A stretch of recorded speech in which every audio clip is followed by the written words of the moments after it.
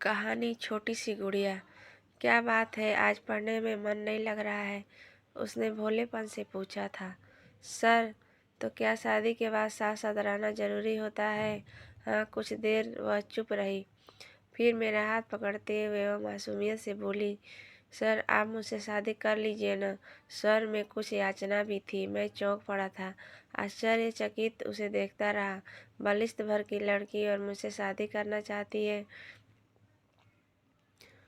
उसी के शहर में लगभग 7-8 वर्ष बाद उससे मुलाकात हुई थी। वह शहर के पास ही किसी गांव में पढ़ाता था। कार्यवश उसके शहर जाना हुआ था। उससे मिलने गया तो वहीं रुक गया। शाम के वक्त उसके साथ पार्क घूमने निकला। पार्क बहुत खूबसूरत था। एक तरफ जालीनुमा कमरे में मोर, हिरन, खरगोश और कुछ बंदर भी रखे गए थे। कुछ लोग बंदरों को चने खिला रहे थे। मित्र ने टिप्पणी की, मुझसे अच्छे तो ये बंदर हैं। क्यों? वह बोला, इन्हें जीवन के झंझट तो नहीं। वह मुझे जीवन से कुछ क्षुब्ध दिखाई दिया। क्यों, तुझे क्या झंझट है? एक हो तो बताऊं। वह कुछ निराश स्वर में बोल रहा था। कितना पढ़ा लिखा, पोस्ट ग्रेजुएशन किया और मिला क्या 2-2.5 हजार की टीचर की नौकरी। कभी कभी लगता है हम सभी बंदर हैं। स्पष्ट विरोधाभास। अभी अभी उसने बंदरों को खुद से श्रेष्ठ बताया था और अब खुद को बंदर। मैं कुछ नहीं बोला। वही आगे कह रहा था, बड़ी बेरोजगारी है इस देश में, खासकर शिक्षित पढ़े लिखे लोगों की जमात ज़्यादा है। शायद इसलिए सरकार जब मन पड़े उन्हें बंदरों की तरह नचाती है। अभी देख, राज्य सरकार शिक्षकों की संविदा के आधार पर भर्ती करने में जुटी है। 8-10 हजार वेतन के पदों को आराम से 3-4 हजार में भर लिया जाएगा। सरकार कहती है कि वेतन देने के लिए फंड नहीं है, तो फिर हर साल करोड़ों के घोटाले कैसे होते हैं? वह कोसे जा रहा था। मैं तटस्थ उसे सुन रहा था। जी भर के कोसने के बाद वह अपनी लाइन में आया। हम भी कोई बेवकूफ़ नहीं। थोड़ा बहुत पढ़ाया, फिर अपना काम धाम देखा। उसकी बात पूरी भी नहीं हुई थी कि तभी एक लड़की मेरे दाएं तरफ आ खड़ी हुई। उसके हाथ में भी चने थे।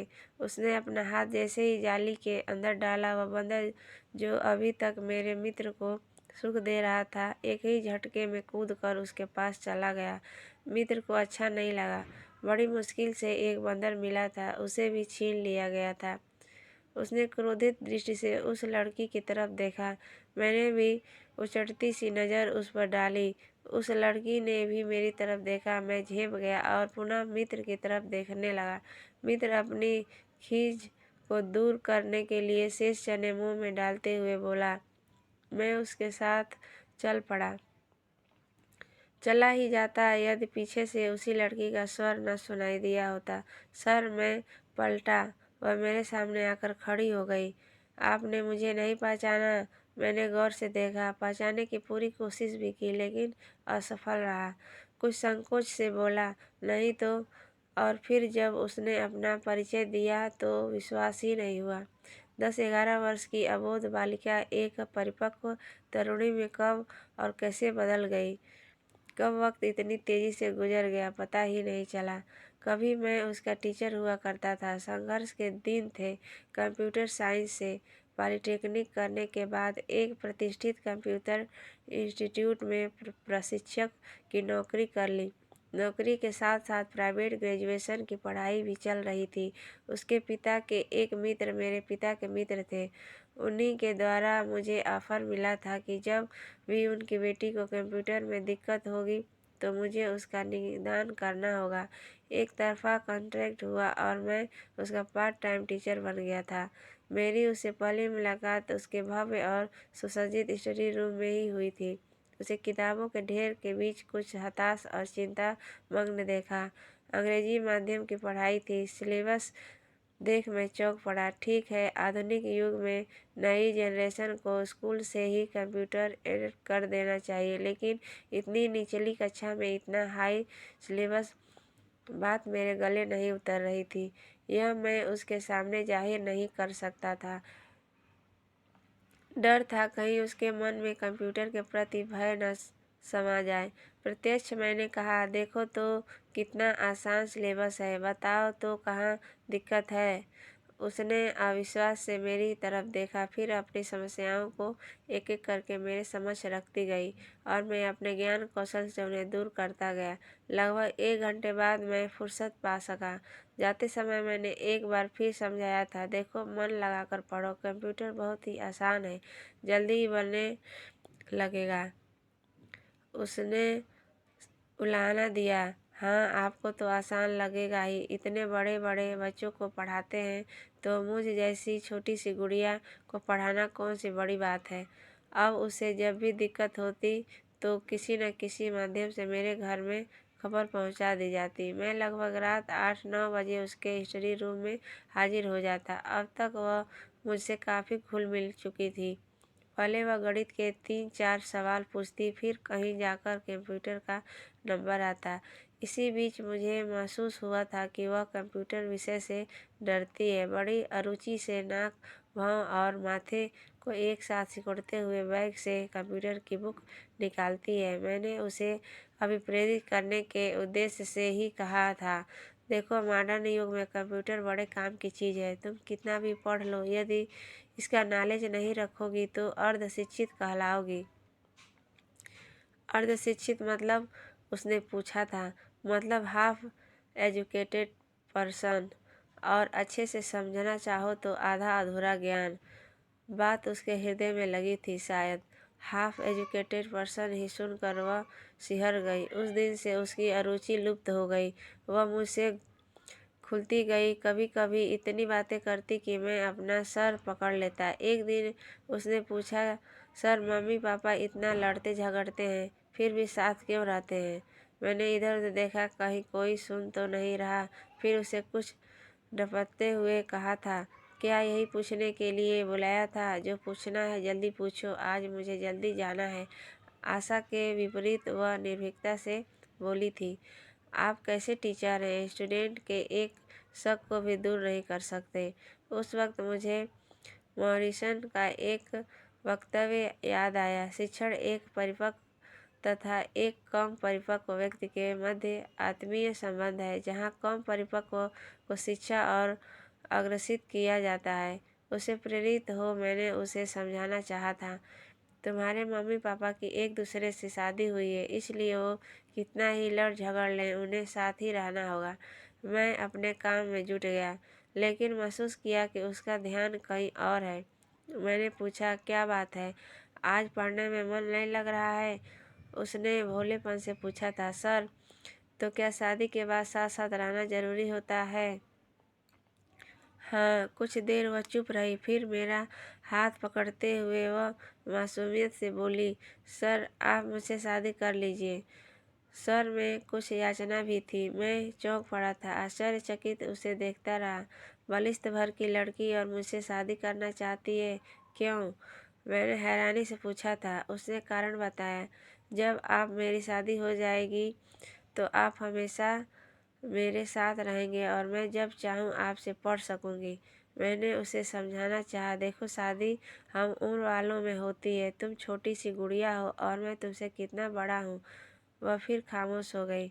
मैंने सोचा शायद वह समझ गई है, लेकिन नहीं। उसने प्रस्ताव आगे बढ़ाया था, सर मेरे ताऊ जी की लड़की की भी शादी होने वाली है, लेकिन इस साल नहीं, अगले साल।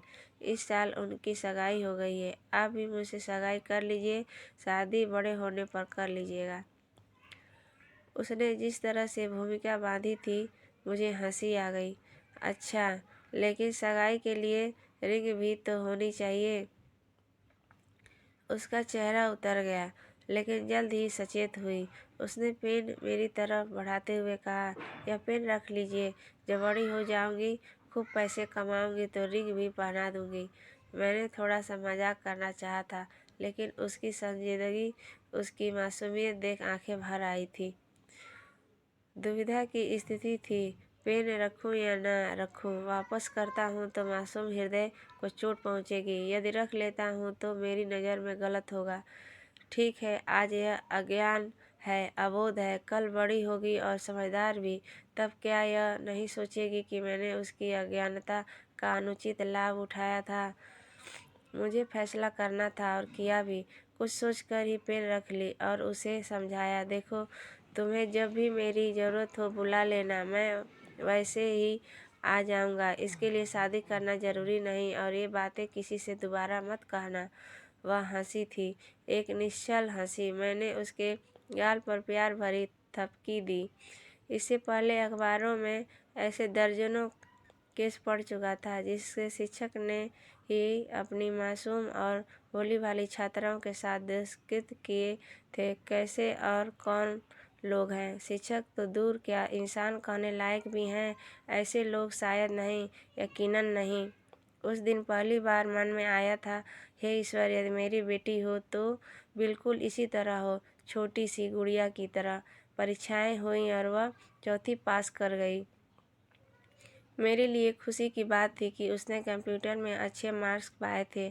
आशा थी कि अब मेरा पारिश्रमिक भी मिल जाएगा। खुद कह कर मैं अपनी इज्जत कम नहीं करना चाहता था। इंतज़ार करने लगा कि कब उसके पिताजी बात चलाएं। धीरे धीरे 1 साल और गुजर गया, लेकिन उनकी तरफ से कोई पहल नहीं हुई। मैं अब भी उसे पढ़ाने जाता था। क्या करूं, वादा जो किया था, लेकिन वह उत्साह नहीं रह गया। इस भौतिकवादी समाज में जहां पग पग पर धन की ज़रूरत होती है, कौन और कब तक बेगारी कर सकता है। मैंने संतोष कर लिया, चलो बदले में पैसा न सही, एक बच्ची की मन स्थिति को समझने का अनुभव तो मिला। इधर वह छठी में गई और मैंने खुद का व्यवसाय प्रारंभ कर दिया। घर से जल्दी निकलता और देर से लौटता, समयाभाव होता चला गया। उसके संदेश अभी मेरे घर आते। 1-2 बार मैं गया भी, लेकिन ज़्यादा दिन तक यह क्रम न चल पाया। उसके संदेश आने बंद हो गए। शायद वह मेरे समयाभाव हो समझ चुकी थी। समय तेजी से गुजरता गया। मेरी शादी हुई और 1 वर्ष के अंतराल में ही एक बेटा भी इतना व्यस्त होता गया कि उसकी शक्ल सूरत भी दिमाग से उतर गई। वह सामने खड़ी थी। मैंने उससे पूछा था, यहाँ कैसे? उसने चकते हुए जवाब दिया था, सर मैं आईटी से इंजीनियरिंग कर रही हूँ। सुनकर आश्चर्य हुआ, आईटी से? क्यों, तुम्हें तो कंप्यूटर से डर लगता था ना? था, उसने जोर देकर कहा, अब नहीं लगता। आपकी हाफ एजुकेटेड पर्सन वाली बात हमेशा याद रहती है। अच्छा, मैंने और कुरेदना उचित नहीं समझा। अब वह परिपक्व है। उसने बात बदलते हुए कहा था, सर आज टीचर्स डे है, हैप्पी टीचर्स डे सर। वह मेरे पैर छूने के लिए झुकी थी। मैंने बीच में ही रोकते हुए कहा था, अरे यह क्या कर रही हो, ये सब पुरानी परंपराएं हैं, कंप्यूटर युग में नहीं चलती। फिर भी उसने जोर देकर मेरे पैर छू ही लिए। मुझसे विदा लेते समय उसे दुख था कि मुझे गिफ्ट देने के लिए उसके पास कुछ भी नहीं है। मैं अपने आप को रोक न पाया। उसी तरह प्यार से उसके गाल पर थपकी दी। आंखें भर आने को थी। मुश्किल से कह पाया था, कोई बात नहीं, वो पेन आज भी मेरे पास है। तुम्हें याद हो ना हो, उस दिन भी टीचर्स डे ही था। वह चली गई। पीछे से मित्र ने पूछा, कब पढ़ाया था इसे? मैंने कुछ तल्ख स्वर में कहा, उसी ज़माने में जब मैं भी तू जैसी सोच रखता था। वह तिलमिला गया। एहसास हुआ भाषा गलत है। मैंने नम्रतापूर्वक उसे समझाना चाहा, देख यदि वेतन कम है, गुजारा न हो तो कोई दूसरा काम कर ले, लेकिन ईश्वर के लिए एक शिक्षक के कर्तव्य व उसकी गरिमा को न भूल। नहीं तो कागज पर 100% साक्षरता होगी, किंतु वास्तविकता कुछ और होगी। सुन, वह हौले से मुस्कुराया था। शायद वह उसकी मौन स्वीकृति रही होगी। कहानी अच्छी लगी हो तो ज़्यादा से ज़्यादा लाइक शेयर करें।